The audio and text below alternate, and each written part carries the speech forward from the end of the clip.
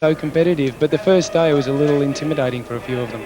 Dick, I've got to say this. I mean, I did it a few years ago now, and I sure changed the distance that I was driving. But you really are trying as hard as you can. I mean, people at home are saying, look how slow they are. But I mean, in the car, you are driving it as hard as you possibly can. Well, it feels like 150 miles an hour when you're out there. I know it looks slow by comparison to the Formula One cars and the Group A cars, but these particular cars, you'd be surprised the speed they get up to down the main straight. It's probably in excess of 100 miles an hour, which is fairly fast. So most of these people have probably never driven over 100k. So you've got to take that into consideration, and to be able to coordinate yourself, to be able to brake and change gear and turn the steering wheel all at once is something that a lot of people have a little bit of difficulty with.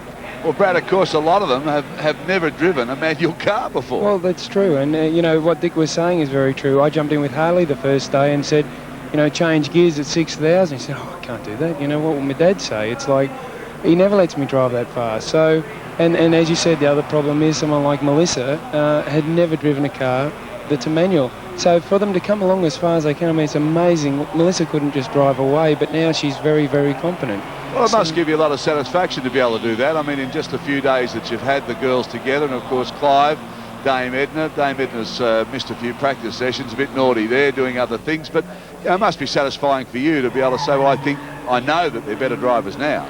Well, it is, and you know, usually the first thing you ask them is, you know, you a good driver, and half of them say, oh, of course, and the other half say, well, you know, I want to be. So usually by the second day they've worked out whether they're going to be competitive or not, and they set their agenda, and you know, we try as hard as we can to help them stick by it. Well, the GMH company, Calibria, I mean, they've done a terrific job with the cars. I mean, they're a lovely car, aren't they, to drive? And I mean, to put the amount of these cars on a track at any given time, there's a lot of money tied up there. But there is. I mean, they're all brand new cars, and you know, and each person's jumped in like, oh, isn't this a beautiful car? I'd love to own one of these. So hopefully the celebrities will pick a few up at the end. Well, of course, somebody will own one of these just by watching our telecast over the weekend, because we've got our fantastic up for grabs, as we do every weekend. We give away $5,000, but in that same format of memorable moments, you can win one of these cars today. So somebody today is going to have one of these. That's not a bad prize. Actually, it might even be this one, Dazza. $42,000 in cash. I don't think you'd want to drive Dame Edna's car around, eh? It'd be full of gladdies, I think. Okay, so that's how they're going to line up on the grid, and I can see a windscreen wiper going there. A few spots of rain. This is going to make it interesting, Brad. Well, yeah, I mean, I think that, I don't know whether it's raining or they're just sort of acclimatising themselves to make sure they know where everything is, which is something we've beaten into them a little bit. But it doesn't matter whether you talk to the ones at the front of the field, the middle or the back. They're all, you know, a bit nervous at the start down there before, and they're like, oh, you know, I don't want to look silly and I want to pass. You know, they all want to pass someone, so it should be a good race. I think it's just spitting out there, yeah. So that should make it quite interesting. I'll tell you what, Clive would have so much adrenaline running through him right now. I've never seen a guy who has never ever driven a car before. He came to the Grand Prix a few years ago, and now he's just so intense on this particular event that it's quite incredible. He's really begun to like it, I think. Yeah, the looks on his face yesterday, he really did get quite nervous when he came out for the qualifying session, and we were talking to him just prior to that, and he really was very nervous about it. But he's got this look about him as he sits back, this regal look. I've never seen a bloke sweat as much as he does when he's driving a car. Clive's all pretty serious about it. Actually, he's got more sponsors than Ayrton Senna by the look of his overalls. Yeah.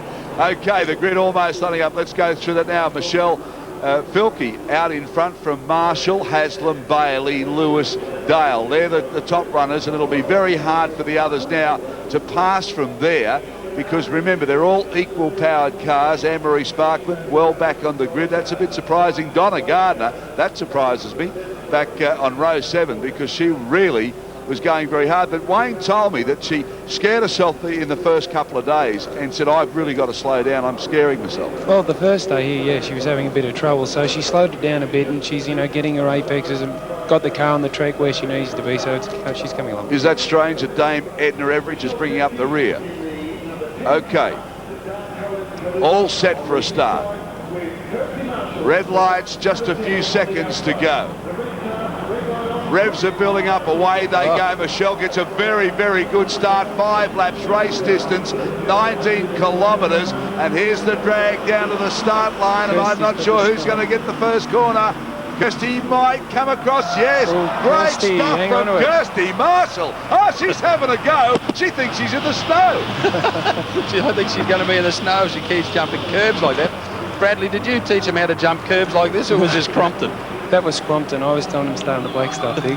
Kirsty's really keen to do well here today. She's been trying so hard and listening and asking so many questions, and Michelle and Kirsty have been the pick, and they're going to put on a great race, I think. Well, the field now streams through. You can see all the different lines and angles, and of course they've been taught this racing line.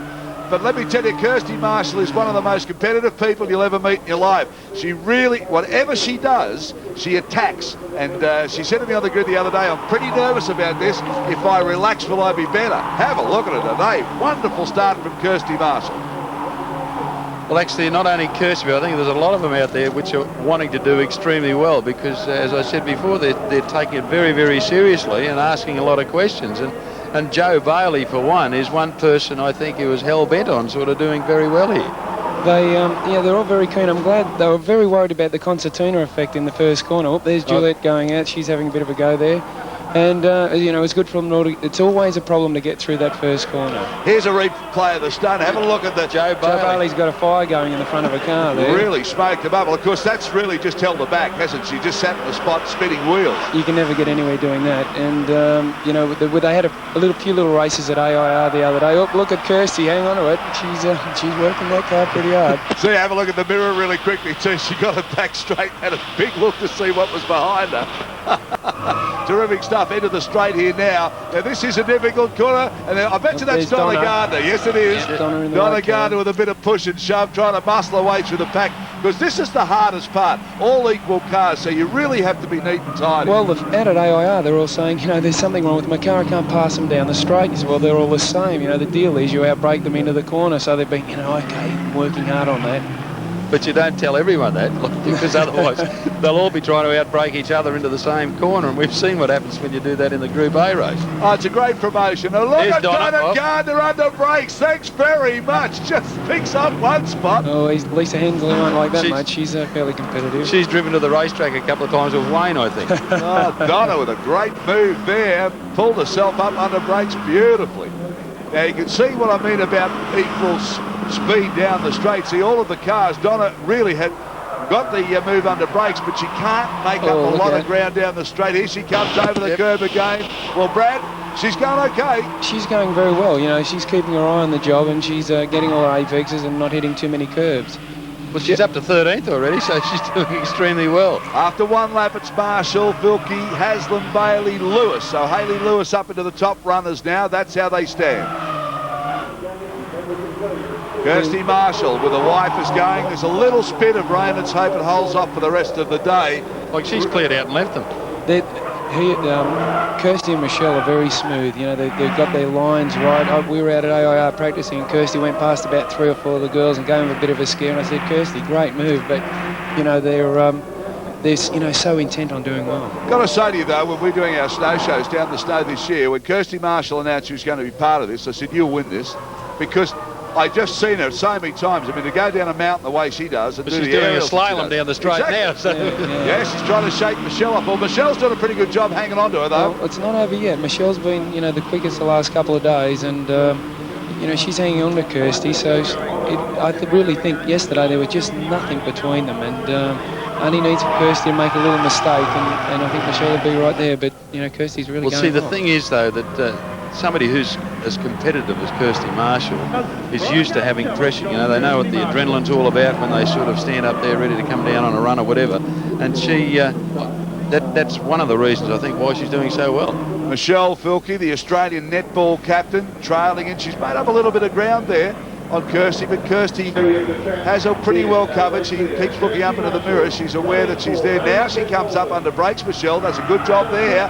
Look at the attitude of the car. Mate, they're doing a great job because they're using all the road and a bit of the green stuff too, which is not unusual for these types of cars, because Group E type cars use the verges very, very often. But Dick, that's where you pay the price, don't you? Get a little bit sideways onto the grass there, and then you've got to try and make that up again. Well, you're not going to do it in straight line speed, so you've got it through the corners or breaks. Dead right. You know, you've got to be very, very smooth with these cars. Now, some of the other drivers who aren't used to sort of competition, you see, Bradley, did you tell them that you drew a dotted line down the middle of the road and only use half the road, or what's the story? No, we actually told them to follow all the black stuff. So, you know, it doesn't matter how many times you tell them, they get so aggressive and they want to go, and then so they start ducking and diving and getting defensive. But there's Elaine George. She's been going quite well this weekend. Well, as well. obviously She's through only the been driving for 2 chicane, weeks. through the chicane, you taught a few of them that the quickest way between 2 points is a straight line. Straight line.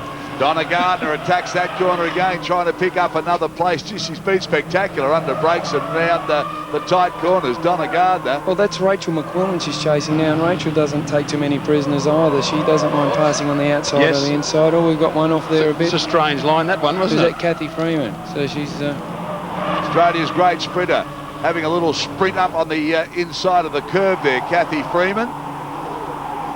Wonderful prospect in world athletics. And I mean, just to see the people, they're all out of their environment. We've only had a few days to work with them. It'll be an experience they'll never forget. Oh, I'm sure they've all said that. And we had a bit of a dinner last night, and they all said they're having a great time. And, you know, it's great to meet people. You know, they're going through lists and saying, this is my hero. So it's great. I wish Kirsty would drive straight now. Kirsty's obviously coming down the mountain again because she's got the slalom.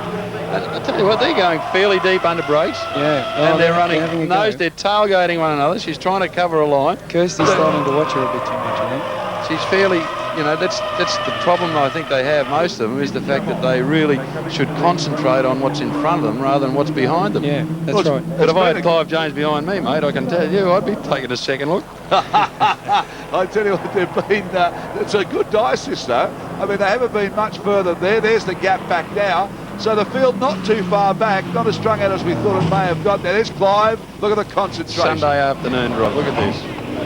There's a look out the window. Down again. We'll do a right turn here. Very nice.